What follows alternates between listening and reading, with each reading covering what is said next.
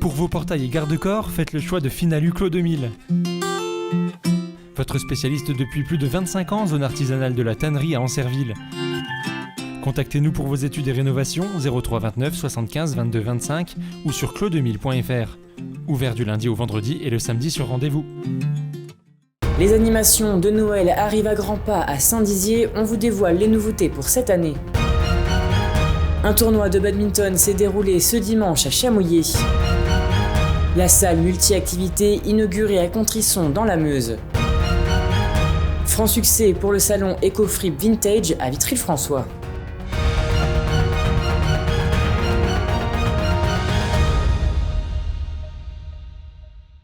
Bonsoir à tous et bienvenue dans votre journal du lundi 29 novembre 2021.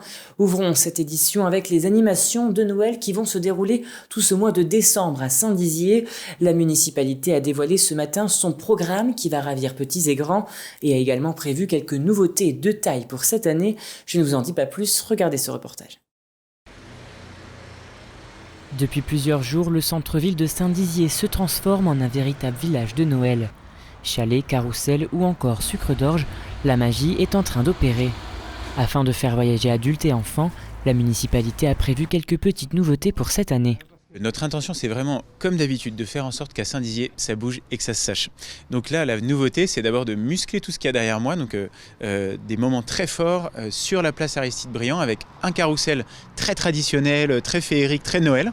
Plus tout au fond, contre le théâtre, il y aura comme un kiosque, c'est une petite scène pour le Père Noël, pour des concerts divers et variés, avec un marché de Noël et une vingtaine de commerçants. Si les traditionnelles animations sont présentes, les vitrines vacantes, quant à elles, ne seront pas illuminées, puisque des porteurs de projets ont l'ambition d'occuper ces cellules. Cependant, la mairie va mettre en place un bistrot éphémère. Et la deuxième grosse nouveauté, c'est le bistrot éphémère, qui va s'appeler l'éphémère, qui sera sous les petites halles, qui est vraiment un lieu où on pourra venir déjeuner, prendre une gaufre, un vin chaud, etc., avec des tables, comme on peut l'imaginer. Comme quand vous êtes en station de ski et que vous vous installez là avec vos moon boots, et là c'est pareil, on s'installera ici. Et ce sera, et c'est la troisième nouveauté, à l'égérie, disons, aux couleurs de Miko, puisqu'on commence cette année et l'année suivante à fêter les 100 ans de l'arrivée de la famille Ortiz à Saint-Dizier. Donc on voulait marquer le coup. Le top départ de ces festivités sera lancé ce samedi 4 décembre dès 18h avec Saint-Nicolas. Cependant, les bragards seront rattrapés par la crise sanitaire, puisque le pass sanitaire pourra être demandé dans certaines animations. Tout dépendra des mesures annoncées par le préfet.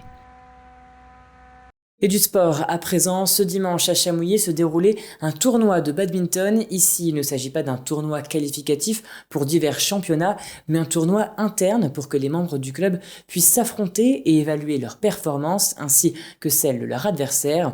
Un reportage de Louis Maujean.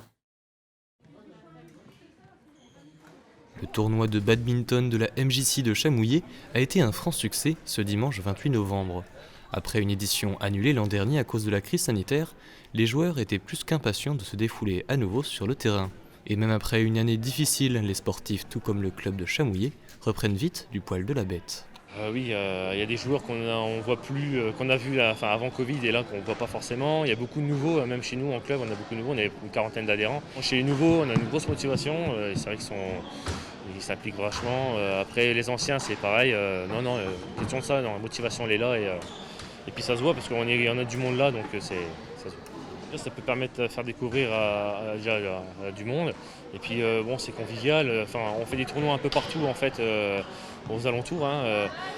Donc nous, c'est vrai qu'on aimerait, on aime bien faire un tournoi. C'est pour s'amuser, quoi. C'est vraiment du loisir pour s'amuser. Et puis voilà.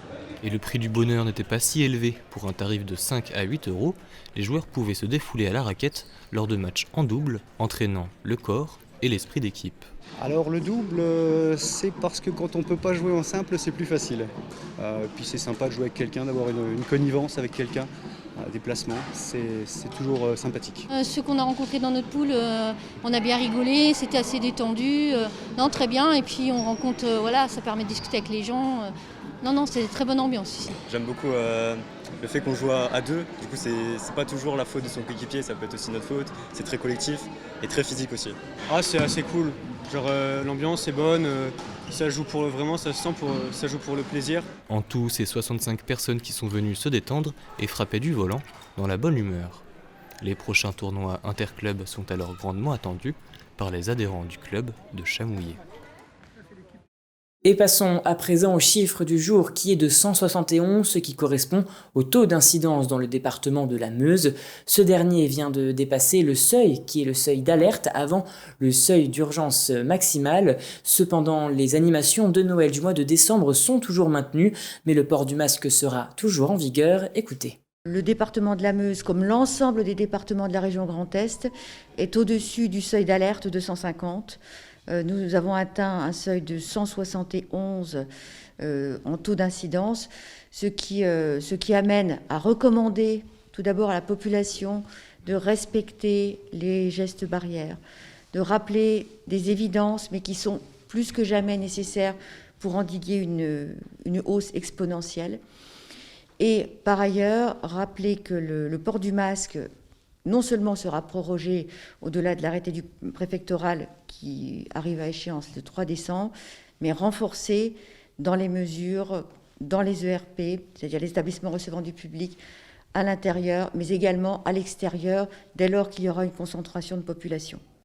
Et restons toujours dans la Meuse, mais allons à Contrisson. Cette petite commune de 830 habitants vient d'inaugurer un nouvel espace multi-activités, ce qui remplace l'ancienne salle qui était devenue obsolète sur tout niveau. La sécurité, l'isolation phonique, thermique et énergétique. Ce nouveau site était donc essentiel à la vie de la commune, ce qui ravit la municipalité et les habitants. Un reportage de Louis Maujean.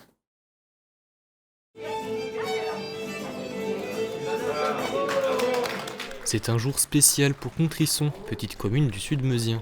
En effet, ce fut l'inauguration de la nouvelle salle multi-activités du village, un projet d'envergure au budget impressionnant d'1 600 000 €. À l'occasion de l'événement étaient conviés les élus locaux, préfets, députés, sénateurs ou bien présidents du conseil départemental, tous ou presque ont répondu présent au plus grand plaisir de François Claus, maire de la commune. Ce projet est né il y a une dizaine d'années environ, sur le constat simplement que la salle que nous avions encore à notre disposition n'était plus conforme aux normes énergétiques, plus à la taille non plus du village, qui a beaucoup cru au cours des dernières années. Donc il nous fallait une salle un peu plus digne pour accueillir des manifestations aussi de meilleure envergure. Et le résultat est bien là, les habitants sont tout aussi satisfaits. Je suis agréablement surpris de voir autant de monde apprécier cette salle. Naturellement, tout est toujours trop cher, mais vu l'établissement, comment il est insonorisé, sécurisé surtout, et tout l'environnement autour, ça coûte une fortune, mais nous en avions besoin, ce qui attirera beaucoup, non seulement les contrissonniers, mais les gens de l'extérieur. Et tout cela a été rendu possible grâce aux accompagnements financiers de l'État et de divers organismes publics tels que le Conseil régional ou départemental. Alors c'est un projet d'envergure pour une commune telle que Contrisson qui veut offrir une activité multiservice à ses concitoyens. Et donc l'État, à travers la dotation d'équipement aux territoires ruraux et la DSIL, a offert plus de 500 000 € pour accompagner ce projet, au même titre que d'autres financeurs, d'autres collectivités territoriales. L'État accompagne les projets, notamment dans les territoires ruraux. L'État n'est pas seulement celui qui contrôle la légalité, mais aussi celui qui accompagne le développement territorial. Et c'est en ce sens que j'avais grand plaisir à être auprès des élus, auprès des parlementaires, pour inaugurer ce bâtiment. En 2021, c'est déjà 28,74 millions d'euros investis par l'État dans les communes rurales, dont Contrisson. En 2022, les communes ont jusqu'au 28 avril pour déposer leur dossier et bénéficier, si leur projet est accepté, d'un accompagnement financier. Ce week-end, la ville de Vitry-le-François accueillait pour la première fois une braderie friperie organisée avec une friperie marnaise, Vintage Eco Shop. L'événement a attiré de nombreux curieux, mais surtout des amateurs de seconde main. La friperie s'appuyait sur un concept particulier, la vente de vêtements au kilo. Un reportage de Lina Tran. Ce week-end, Vitry-le-François accueillait sa première braderie friperie dans la salle municipale du Manège. Initiée par la municipalité, l'événement a été co-organisé avec la boutique Vintage Eco Shop située à Fagnières, près de Châlons-en-Champagne. L'idée, c'est vraiment de proposer un événement familial.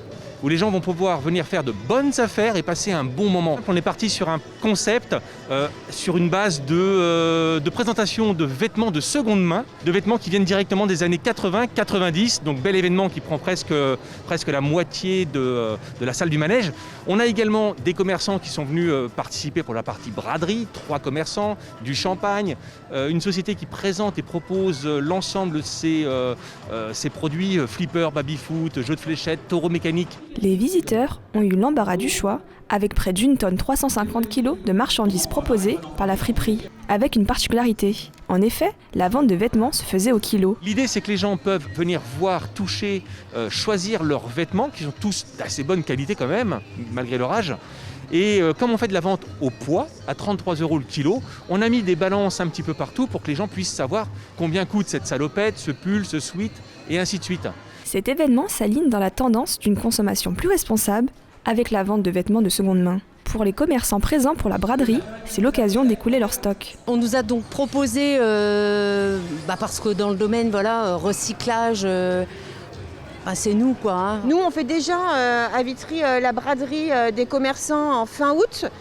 Ça amène déjà beaucoup de monde. Les personnes du coup elles font de bonnes affaires parce que vraiment c'est des prix ronds et c'est vraiment des bonnes affaires. Pour la première de son genre, l'événement a forcément attiré les plus curieux. On est heureux qu'il y ait une manifestation comme ça qui se passe dans notre ville.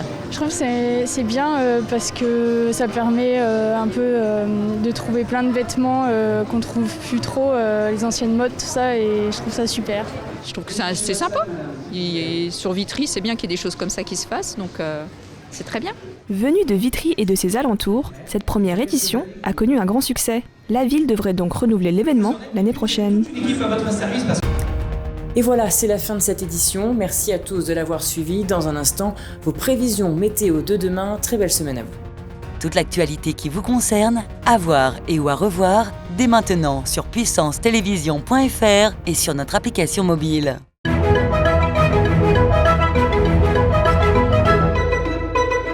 Bonsoir à tous. Demain matin, on annonce de la grisaille avec des températures comprises entre 0 et 2 degrés. Pour l'après-midi, c'est le retour de la pluie à Saint-Dizier, à Vitry-le-François et à Bar-le-Duc. Pour les températures, il fera 4 degrés à Bar-le-Duc et 5 degrés à Saint-Dizier. Demain mardi 30 novembre, nous fêterons les Andrés et nous perdrons 2 minutes de soleil. Très bonne soirée avec Puissance Télévision.